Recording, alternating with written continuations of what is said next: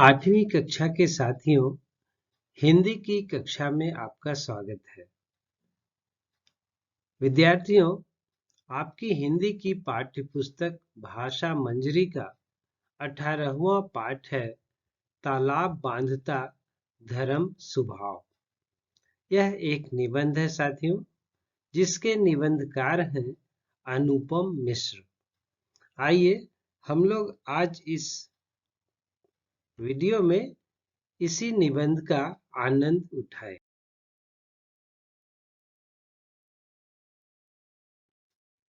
यहाँ आप कई दृश्य देख रहे हैं। ये दृश्य तालाब के हैं। विद्यार्थियों,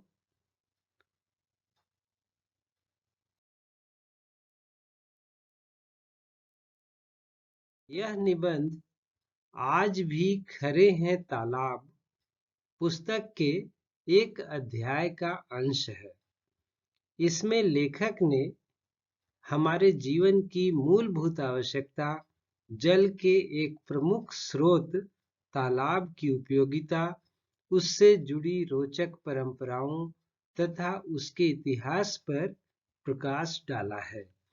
जल का भंडारण और धरती के नीचे के जल स्तर को ऊंचा बनाए रखने में उपयोगी तालाब हमारी संस्कृति का ही एक हिस्सा रहे हैं।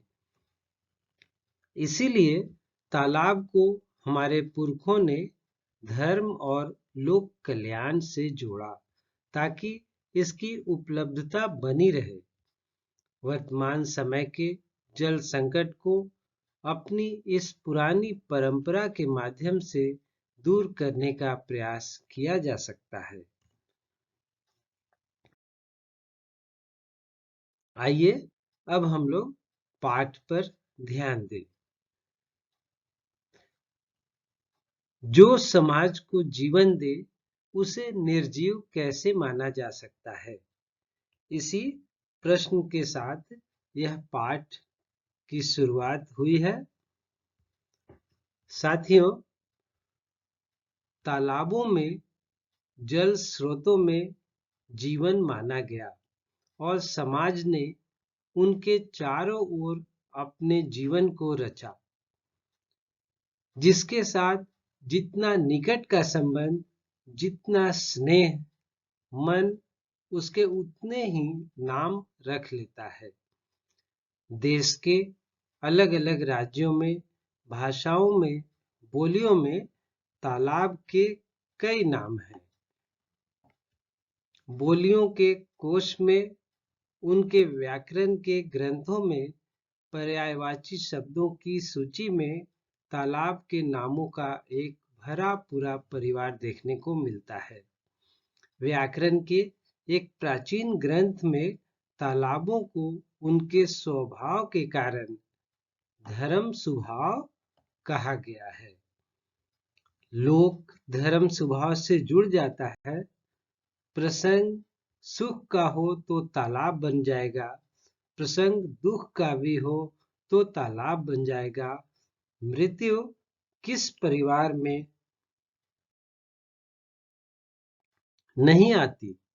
हर परिवार अपने दुखद प्रसंग को समाज के सुख के लिए तालाब से जोड़ देता है। हमारे पूरे समाज पर दुख आता, अकाल पड़ता, तब भी तालाब बनाने का काम होता। लोगों को तात्कालिक राहत मिलती।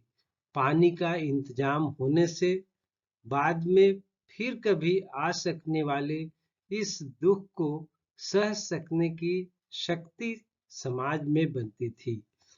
बिहार के मधुबनी इलाके में 6वीं सदी में आए एक बड़े अकाल के समय पूरे क्षेत्र के गांवों ने मिलकर 63 तालाब बनाए थे। मधुबनी में ये तालाब आज भी हैं और लोग इन्हें आज भी कृतज्ञता से याद रखे हैं।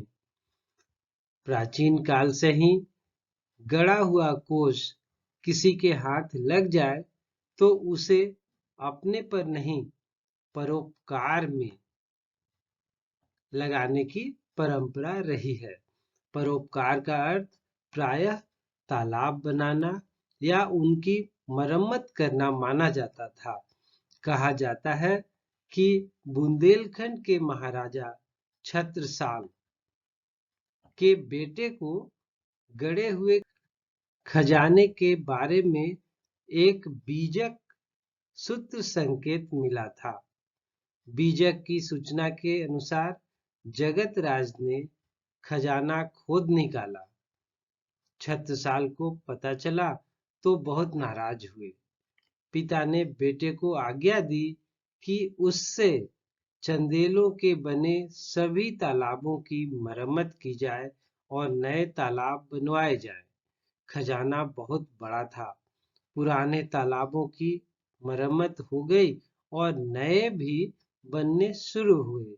बुंदेलखंड में ये तालाब आज भी हैं।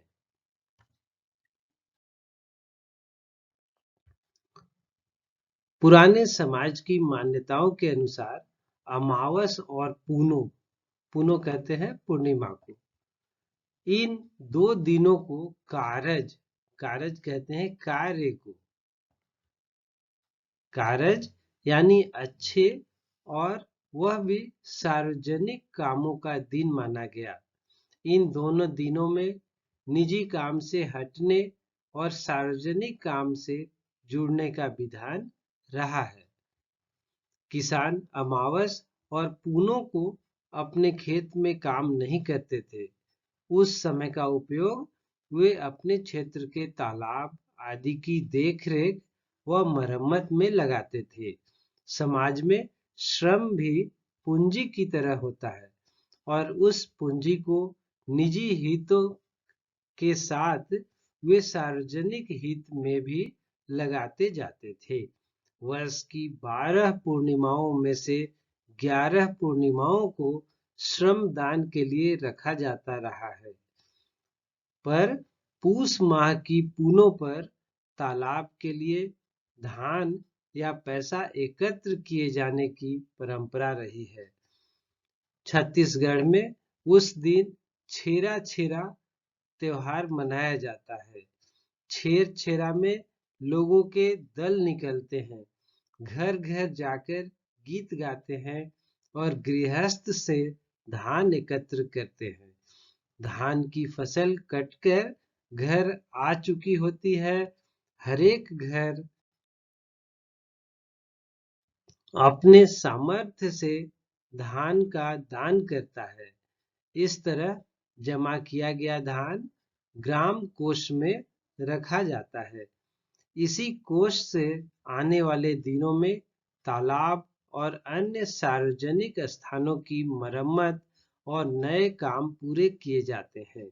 शायद आज ज्यादा पढ़ लिख जाने वाले लोग अपने समाज से कट जाते हैं, लेकिन तब बड़े विद्या केंद्रों से निकलने का अवसर तालाब बनवाने के प्रसंग में बदल जाता था। मधुबनी, दरभंगा क्षेत्र में यह परंपरा बहुत बाद तक चलती रही है।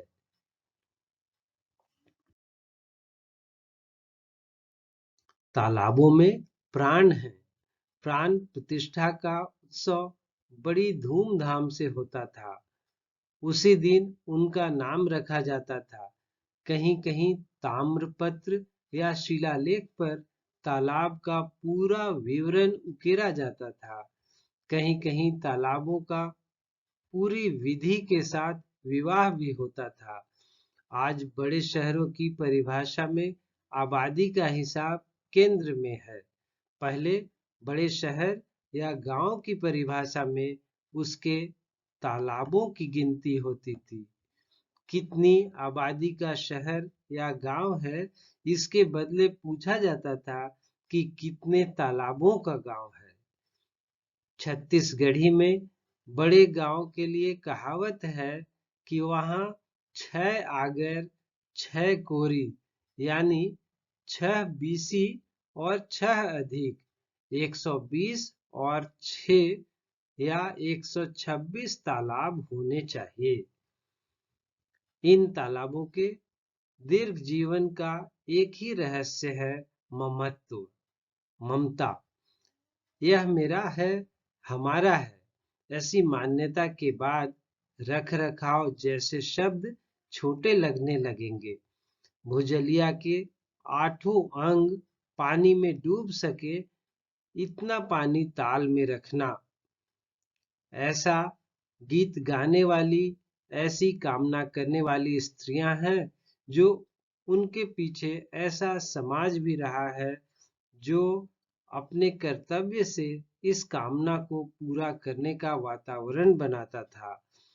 घर गैल घर मैल यानी सब घरों के मेल से तालाब का काम होता था। सबका मेल तीर्थ है। जो तीर्थ न जा सके वे अपने यहाँ तालाब बनाकर ही पुण्य ले सकते हैं। तालाब बनाने वाला पुण्यात्मा है, महात्मा है। जो तालाब बचाए उसकी भी उतनी ही मान्यता मानी गई है। इस तरह तालाब एक तीर्थ है। यहाँ मेले लगते हैं और इन मेलों में जुटने वाला समाज तालाब को अपनी आंखों में, मन में बसा लेता है। तालाब समाज के मन में रहा है और कहीं-कहीं तो उसके तन में भी। बहुत से वनवासी समाज गुदने में तालाब, बावड़ी भी गुदवाते हैं। गुदना गोदने वाले कलाकार और गुदवाने वाले स्त्री पुरुषों का मन तालाब, बावड़ी में इतना रमा है कि 8-10 रेखाएं, 8-10 बिंदियां पूरे दृश्य को तन पर सहज ही उकेर देती हैं। यह प्रथा तमिलनाडु के दक्षिण आर्काड जिले के कुराऊ समाज में भी है। जिसके मन में, तन में तालाब रहा हो, वह तालाब को केवल पानी के एक गड्ढे की तरह नहीं देख सकेगा। उसके लिए तालाब एक जीवंत परंपरा है, परिवार है और उसके कई संबंधी हैं। किस समय किसे याद करना है ताकि तालाब बना रहे, इसकी भी उसे पूरी सुध है। यदि समय पर पानी नहीं बरसे तो किस तक गुहार पहुंचानी है। इंद्र हैं वर्षा के देवता, पर सीधे उनको खटखटाना कठिन है, शायद ठीक भी नहीं। उनकी बेटी हैं काजल। काजल माता तक अपना संकट पहुंचाए तो वे अपने पिता का ध्यान इस तरफ अच्छे से खींच सकेंगी। बोनी हो जाए और एक पखवाड़े तक पानी नहीं बरसे तो फिर काजल माता की पूजा होती है। पूरा गांव कांकड़ बनी यानी गांव की सीमा पर लगे वन में बने तालाब तक पूजा गीत गाते हुए एकत्र होता है। फिर दक्षिण दिशा की ओर मुंह कर सारा गांव काजल माता से पानी की याचना करता है। दक्षिण से ही पानी आता है। तालाब का लबालब भर जाना भी एक बड़ा उत्सव बन जाता। राजा घाट पर आते और पूरे शहर की उपस्थिति में तालाब की पूजा करते और पूरे भरे तालाब का आशीर्वाद लेकर लौटते। तालाब का पूरा भर जाना सिर्फ एक घटना नहीं, आनंद है, मंगल सूचक है, उत्सव है, महोत्सव है। वह प्रजा और राजा को घाट तक ले जाता था। कोई भी तालाब अकेला नहीं है। वह भरे पूरे जल परिवार का एक सदस्य है। उसमें सबका पानी है और उसका पानी सब में है। ऐसी मान्यता रखने वालों ने एक तालाब सचमुच ऐसा ही बना दिया था। बिंदु सागर, जगन्नाथपुरी। विद्यार्थियों, जो आज भुवनेश्वर है, उड़ीसा का एक जिला, उसे ही पहले जगन्नाथपुरी कहते थे। दूर दूर से, अलग अलग दिशाओं से पूरी आने वाले भक्त अपने साथ अपने क्षेत्र का थोड़ा सा पानी ले आते हैं और उसे बिंदु सागर में अर्पित कर देते हैं। बिंदु सागर जुड़े भारत का प्रतीक है। एक समय था जब बरसात के बाद तालाब के जल स्तर को देखकर आने वाले समय की भविष्यवाणी की जाती थी। अब ये प्रथा लगभग मिट चुकी है। आने वाला समय कैसा होगा, यह आने वाली परिस्थितियों पर निर्भर है। यदि आज तालाब के जल स्तर को देखकर आने वाले समय की भविष्यवाणी करनी हो, तो यही कहा जा सकता है कि बुरा समय आने वाला है। तो यह था पाठ विद्यार्थियों। अगली कक्षा तक के लिए धन्यवाद।